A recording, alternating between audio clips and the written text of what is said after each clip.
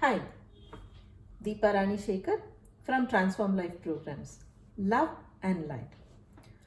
As we begin, let me ask you a question, dear friends.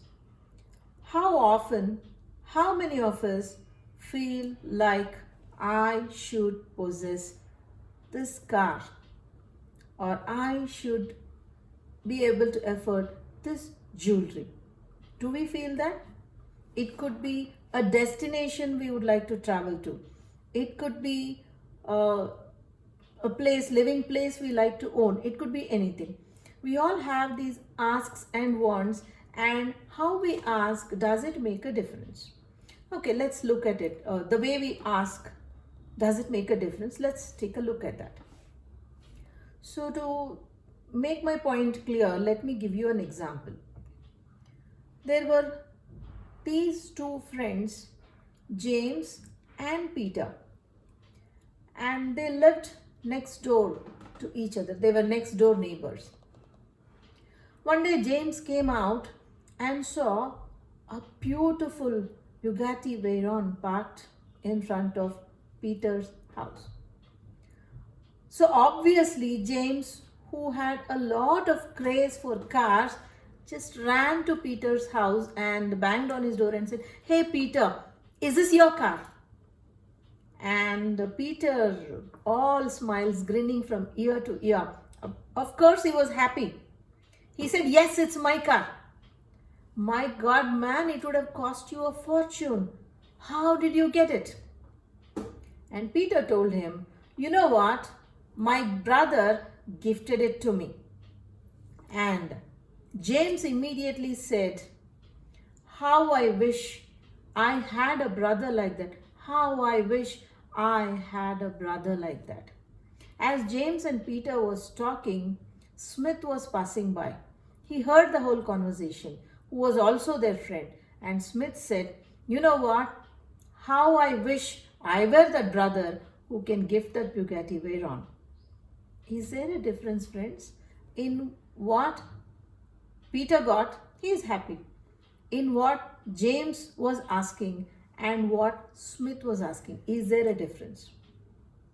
Of course, there is a huge difference. And does this difference matter? Yes, that is the deciding factor in our lives, the lives we live. Do you want to have that brother who will gift you the car, or do you want to be that brother who can gift cars? Choice is yours. So why do we all not choose to be the brother who can gift the cars, but wish for having brothers who can gift cars to us? Shall we take a peek at that? So let's go ahead. So most of the times, the fears are what stops us in achieving our dreams. The fears we have, the worries we have are not even ours. Yes, you heard me right. It's not even ours. It is somebody else's. The opinions that we so often hold on to are not even ours. Let me give you an example. Consider people telling you when you talk about your dream or the idea of culminating that dream. "Oh, all this doesn't work. He has a university degree and he's been working so long and he couldn't do it. How can you do it?" Well, that is his ability and his reachability, his creative ability, not mine, not yours. Maybe you can do it at a faster pace. Maybe you can achieve more. The university degree nor the time frame is not constant to all of us. Again, disclaimer, parents, don't get freaked out. I'm not telling that it's not important to study. Don't go to college. That's not what I'm saying. Be clear on your dreams and work on that is what I'm saying. In that, whether you go to university, you finish university is a secondary element, because the top achievers in the world are people who never attended universities or dropped out of universities. A lot of them, you can give me examples yourselves. Bill Gates, or you can name it. I don't want to make the list for you. You can name people who did not actually go to proper university, but succeeded. Okay, so we fall victim to the ideas of others, the opinions of others, while that is not ours. Those are not our opinions. Then why should we take it, especially when it is curtailing you from progressing? So now on, if somebody tells you to downsize your dreams to match your reality, tell them you will manage it. And always believe in the ability of your capacity and how you can manifest those dreams which are yours. And the next point is, watch out the people you hang out with. Our friends and relatives with whom we spend maximum time are a very, very vital and important influence on our lives, because we listen to them and their opinions many a time shadows our own opinions. It super shadows us. So watch out with whom you are. If your friends and relatives don't have big dreams and they believe we can't do it, we also will start believing it. So hang out with people who want to make things happen, who want to be happy, who want to live their dreams. That is when you will be motivated to do it too. And don't worry, it's not being disloyal to friends if you're breaking off from the line you were traveling together and starting a different journey towards a different destination. Who knows, after you reach your destination, you might help them to come to a better destination. Your friends will always understand, support you, and follow and probably grow with us. Okay? And don't wait for opportunities to show up. Instead, create your own possibilities. And if you're still waiting for something to show up, watch what you're doing in that wait period. How is your enthusiasm? How is your motivation? What's inspiring you? Watch out on all this. And the next one is, what action are you taking? Yeah, you have the dreams, you have the inspiration, but if you don't take action, it's not going to show up. You have to take the right steps and right action to reach where you have to manifest your dreams. And when we find someone really successful, you don't have to follow their journey. That's their journey, not yours or not mine. My journey is my own, your journey is your own.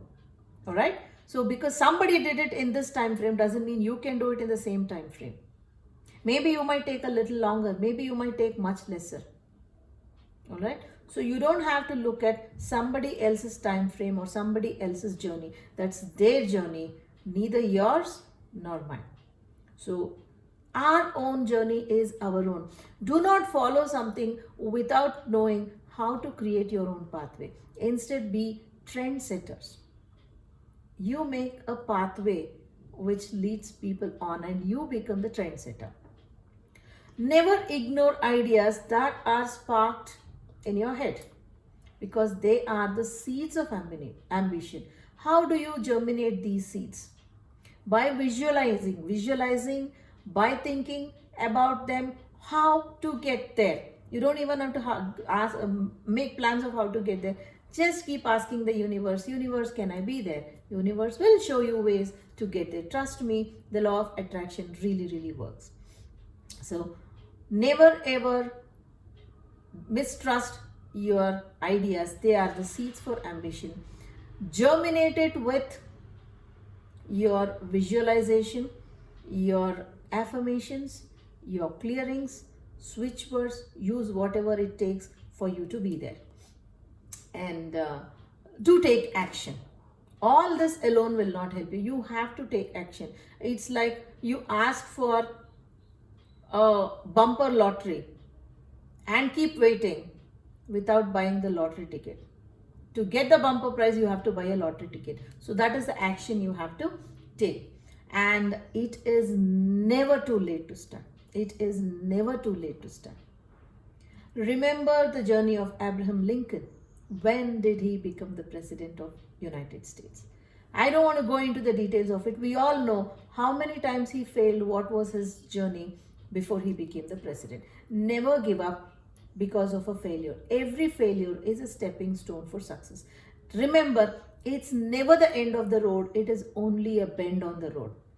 So tap into your creativity. We all have immense potential for creativity, but we don't tap into it at all. So please tap into your creativity, and it doesn't mean that you should leave your ideas without even putting efforts on them.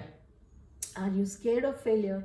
It's okay to attempt and fail than never attempt at all. Do you know that real successful people are those who can take failures with a pinch of salt?